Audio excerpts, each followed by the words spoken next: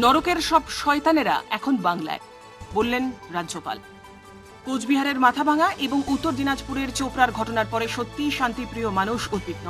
সেই পরিপ্রেক্ষিতে দিল্লি থেকে এক ভিডিও বার্তায় রাজ্যপাল বাংলার সামগ্রিক সামাজিক অবস্থা নিয়ে বললেন, বাংলার রাস্তায় রক্ত স্নান চলছে, বাংলার গ্রামগঞ্জে রাস্তায় মারণ নাচন চলছে।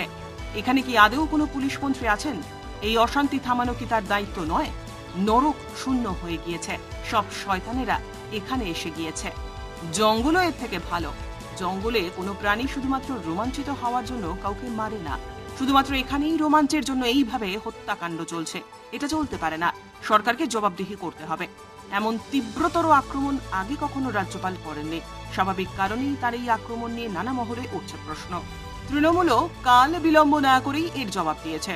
পুলিশ মন্ত্রীর ভূমিকা নিয়ে রাজ্যপাল প্রশ্ন তুলতেই শান্তনু সেন পাল্টা আক্রমণ শানিয়ে বলেন, বিজেপির তল্পি বাহকেরা করার জন্য বাংলার বিদ্বেষী মনোভাব নিয়ে বাংলার মুখ্যমন্ত্রী তথা পুলিশ মন্ত্রীকে কোন অধিকারে এ ধরনের অপমান করছেন? এর জবাব আপনাকে দিতে হবে বাংলার মানুষের কাছে।